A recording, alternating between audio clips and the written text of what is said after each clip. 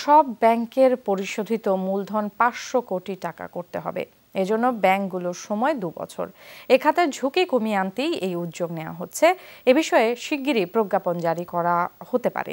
এই সিদ্ধান্তকে ইতিবাচক হিসেবে দেখলেও অনেকে মনে করেন এতে কিছুটা চাপে পড়বে নতুন প্রজন্মের কয়েকটি ব্যাংক। বিশ্লেষকরা ব্যাংকের অভ্যন্তরীণ সুশাসন প্রতিষ্ঠায় তাগিদ দিচ্ছেন। ব্যাংকের উদ্যোক্তা এবং শেয়ার হোল্ডারদের সরবরাহ করা অর্থই পরিশোধিত মূলধন। এতদিন বাণিজ্যিক ব্যাংকের ক্ষেত্রে এ মূলধনের পরিমাণ ছিল 400 কোটি টাকা, এখন তা বাড়িয়ে করা হচ্ছে 500 কোটি। এ বিষয়ে আলাদা নির্দেশনা দেয়া হবে ব্যাংকগুলোকে। দেশি বিদেশি মিলে বর্তমানে 500 কোটি টাকার নিচে পরিশোধিত মূলধন আছে 19 ব্যাংকের। আগামী 2 বছরের মধ্যে তাদের বাকি অর্থ জমা দিতে হবে। অর্থনীতির আকার হিসেবে বিষয়টিকে ইতিবাচক হিসেবে দেখছেন অনেক ব্যাংকার। তবে কারো কারো মতে এর ফলে চাপ তৈরি হবে নতুন ব্যাংকের ক্ষেত্রে। এটা ইতিবাচকভাবে আমি দেখতে চাই।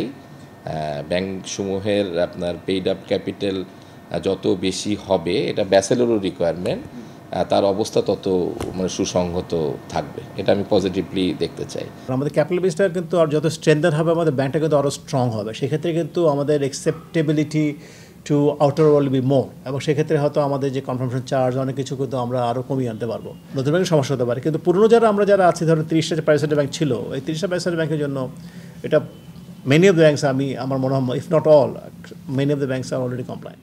বাংলাদেশ ব্যাংক বলছে ব্যাংকিং খাতকে ঝুঁকিমুক্ত রাখতেই পরিশোধিত মূলধন 500 কোটি টাকা করার সিদ্ধান্ত নেওয়া হয়েছে। এর ফলে কোনো ব্যাংক চাপে পড়বে না বলেও মনে করেন কেন্দ্রীয় ব্যাংকের নির্বাহী পরিচালক। অবস্থার প্রেক্ষিতে জনগণের স্বার্থ সংরক্ষণের জন্য ভবিষ্যতে বিভিন্ন ক্রাইটেরিয়া চিন্তা ভাবনা করে আমাদের মনে হলো যে না, এখন যে অবস্থা আছে আমাদের মিনিমাম 100 কোটি টাকা বাড়ানো উচিত। অন্যান্য যে সমস্ত কমার্শিয়াল ব্যাংক আছে যাদের 400 কোটি টাকা ছিল, তাদের ক্ষেত্রেও কিন্তু বলা হয়েছে যে না, তোমাদের সাম পিরিয়ডের মধ্যে তোমাদের আবার 100 কোটি টাকা বাড়াতে হবে। তবে বিশ্লেষকরা বলছেন পরিশোধিত মূলধন বাড়িয়েই ব্যাংকিং খাতকে ঝুঁকিমুক্ত করা সম্ভব নয়। গ্রাহকের আমানতের সুরক্ষায় ব্যাংক পরিচালনায় অভ্যন্তরীণ সুশাসন নিশ্চিত করতে হবে। আপনি ব্যবস্থাপনাটা ভালো করে চেষ্টা করেন, আপনি ডিফল্ট লোন কম দেবেন, তখন আপনি তো ওটা 400 টাকা হলে আপনি 400 টাকায় থাকতে পারতেন। কিন্তু এখন যদি রিস্ক ওয়েটেড অ্যাসেট বেড়ে যেত, 400 টাকা কীভাবে রাখবেন? তখন 800 কোটি টাকা রাখতে হবে। এইগুলি জাস্ট এমনি আমার মনে হয় বোঝাবার জন্য লোকজনকে বলছে, এইগুলো কিন্তু কোনো ইফেক্টিভ না। ব্যাসেল 3 নিয়ম অনুযায়ী ঝুঁকিভিত্তিক সম্পদের 10% মূলধন হিসেবে রাখতে হয় ব্যাংকগুলোকে। পরিশোধিত মূলধন 500 কোটি টাকা করার পরও এ নিয়ম অব্যাহত থাকবে। আলমগীর হোসেন, যমুনা নিউজ, ঢাকা।